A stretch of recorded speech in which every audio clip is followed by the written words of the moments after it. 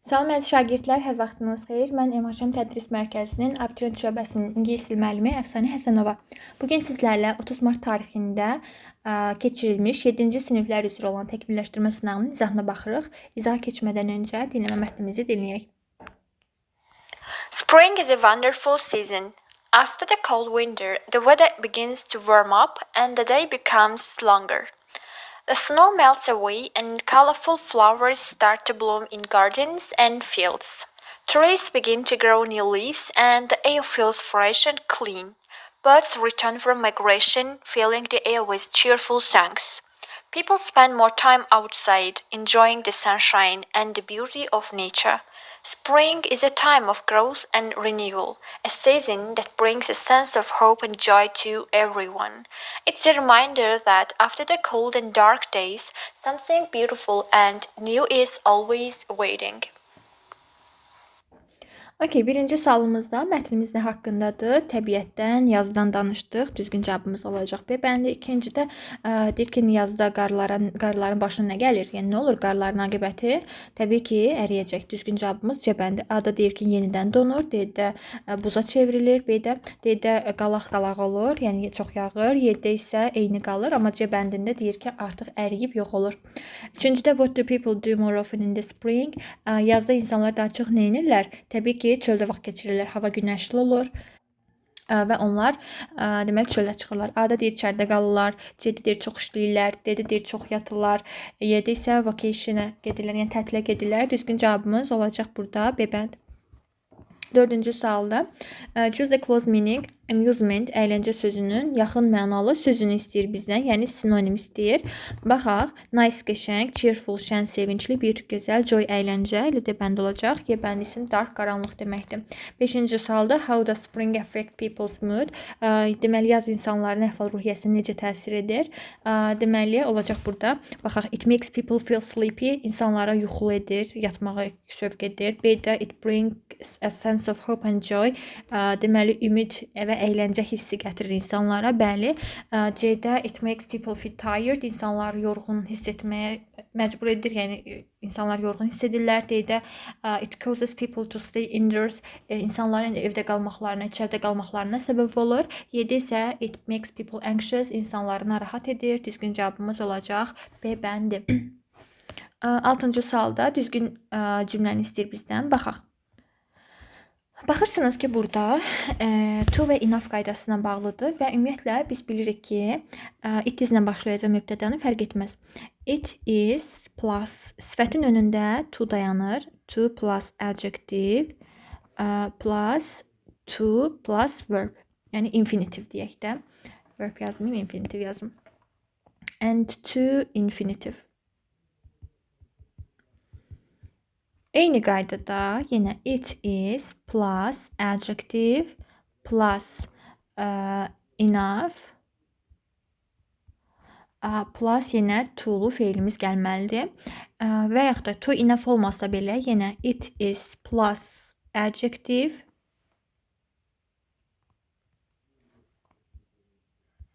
yenə də mütləq ki to-lu feilimiz gəlməlidir. Düzdür? İndi burada mən sifəti görürəm burada. Sifətin önündə boşdursa deməli mənə to lazımdır. Ona görə enough-ları çıxacaq. Və dedik ki, nə olur olsun? Yəni sifətdən sonra mən to-lu feil gətirməliyəm. A bəndində baxıram ki, ing-li feil verib. Olmaz, düzgün cavabımız olacaq C bəndi. 7-ci sualda use to qaydasına bağlı olan bir test tapşırığıdır. Gəlin baxaq. B bəndində use to work ümumiyyətlə bu qaydaya riayət olunmayıbdır. Yəni use to work verməliyəm. C bəndində were working deyə bilmərəm. Çünki carry üçüncü şəxsin təkindədir. Mən burada were yox, was istifadə edərdim. İstifadə etsəydim əgər. D bəndində use to-dan sonra feilimiz V1 formasında gəlməlidir. Yəni feilin sonundakı id artıqdır burada. Y bəndində isə yenə də yerlər dəyişir. Burada id olmamalıdır. Yəni d burada olmalıdır. Work isə tək başına olmalıdır. Yəni kök formada olmalıdır. A bəndindəki kimi. 8-ci sualda deməli bu tag questions ayrıcı sual.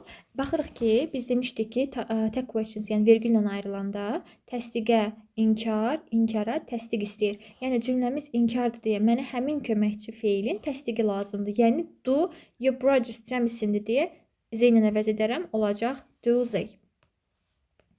9-cu sualda if var. Ifdən sonra biz bilirik ki, gələcək zaman gəlməz. Ona görə A bəndini və Y bəndini çıxarsınız. Ifdən öncə gələcək zaman, daha sonra isə deməli indiki sadə zaman gəlir. İndi baxıram B bəndində hələ ki saxlayıram. C bəndində hər ikisi indiki zaman.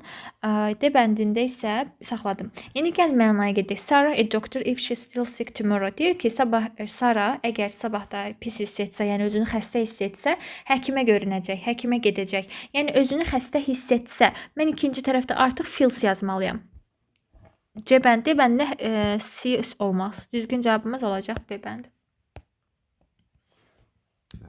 10-cu sualda sifətlə bağlı olan bir tapşırıqlı variantlardan da görürük ki, baxırsınız burada nə var? Adi dərəcə.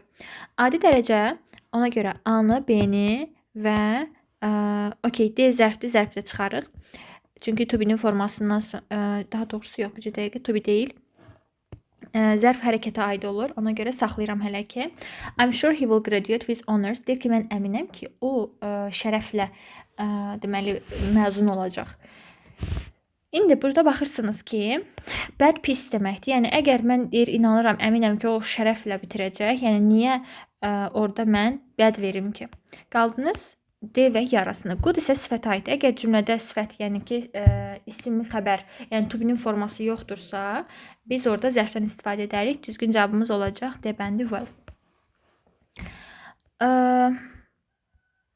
11-ci sualda baxırsınız ki, when qaydasıdır. When qaydasına əsasən hər iki tərəf eyni zamanda olmalıdır və zaman uzlaşmalarına diqqət etməliyik. Baxaq. B bəndində comes indiki verb keçmişdə uzlaşmamız pozulub. C bəndində has come ayla has işlədə bilməsiniz. Ümumiyyətlə və when-dən sonra bitmiş zaman gəlməz.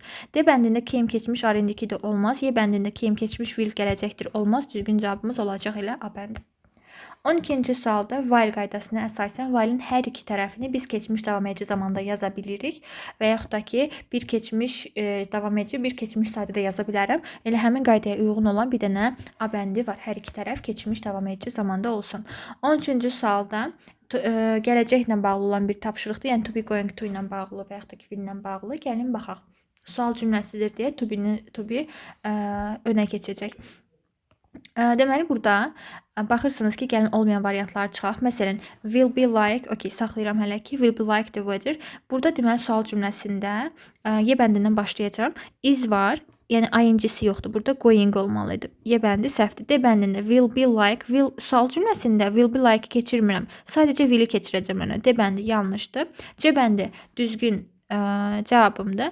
Deməli, hava haqqında danışarkən biz adətən future simple-dan istifadə edirik. Çünki to be going to ifadəsini planlaşdırılmış hərəkətlər, yəni ki, niyyətində olduğumuz hərəkətləri istifadə edərkən istifadə edirik. Ona görə də düzgün cavabımız olacaq C bəndi. 14-cü sualda cümlə qurmaq lazımdır. Baxırsınız ki, or seçmə sualı, alternative questions var burada. Baxaq. Deməli, burada baxırsınız ki, birinci sual cümləsi olduğuna görə mənə köməkçi feil lazımdır. Köməkçi feilimdə baxıram ki, can var. 7 ilə başlayacağım cümləmi. Ona görə A-nı, D-ni və Y-ni çıxacaqsınız. 7-dən sonra, yəni can-dən sonra mübtəda gəlməlidir. Baxırsınız ki, burada can you go feilim də gəlməli daha sonra. Yəni 7, daha doğrusu can we go 7, 4, 1 olmalıdır. Düzgün cavabımız elə B bəndində uyğun olacaq. Can we go to the cinema or the theater? Və yaxud da ki, theater sinema verə bilərsiniz. Increase artırmaq deməkdir, inspire ruhlandırmaq deməkdir, interaksiya əlaqə qurmaq, danışmaq, söhbət etmək deməkdir. İndi baxırsınız ki, baxın, become greater in amount, böyük olmaq, yəni ki, keyfiyyətdə, rəqəmdə böyümək, artmaq, yəni 1-ə uyğun gələcək B bəndi. 2-də inspire ruhlandırmaq, yəni kimisə nəyisə, yəni istədiyini etməsi üçün onu yaxşı hiss etdirmək, yəni ruhlandırmaq 2-yə uyğun gələcək. 3-də isə deməli danışmaq, söhbət etmək, interact əlaqə qurmaq, bu da to talk with other, 3-də C uyğun gəlir. Deməli B, A, C harda var? Elə A bəndimiz cavabımızdır. Mətnimizə keçək. Hey there, my name is Sandy Brown. I used to work in a bank, but now I work as a secretary in a company. Salam, deyir mən Sandy Brownam. Mən deyir əvvəllər bankda işləyərdim, amma indi bir şirkətdə katibə kimi işləyirəm. I left the bank and joined the company 7 years ago. Mən bankdan çıxdım və 7 il əvvəl bankdan çıxdım və bu şirkətə qoşuldum. I enjoy working here and I have made lots of friends. Deyir mən burada işləməkdən zövq alıram və mənim çoxlu dostlarım var. I met my husband in this company and we got married last year. Mən bu şirkətdə həyat yoldaşımla tanış oldum və biz keçən il evləndik. We spent our honeymoon in Portugal. Biz balayımızı Portugalda keçirdik, Portugaliyada. Our boss Mr. Heron is a very nice man. Bizim müdirimiz Mr. Cənab Heron çox yaxşı kişidir. He gave us 3 weeks off for our honeymoon and he bought us a very nice wedding gift. O bizə deyir 3 həftəlik balayı tətili verdi və biz və deyir o bizə deməli qəşəng bir hədiyyə, toy hədiyyəsi aldı. When I'm not working, I love spending time in my garden. Deyir mən işləməyən zaman mən bağımda vaxt keçirməyi xoşlayıram. I grow plants and vegetables. Mən bitki, tərəvəz və meyvə becərirəm.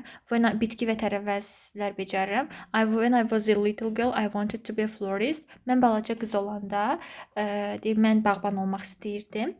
Yəni gül satan olmaq istəyirdim, güllərlə məşğul olmaq istəyirdim. I always helped my parents in the garden. Mən həmişə valideynlərimə bağda kömək edirdim. My husband likes gardening too. Mənim yoldaşım da bağçılığı xoşlayır. We went to the garden center last weekend and bought some new plants. Biz keçən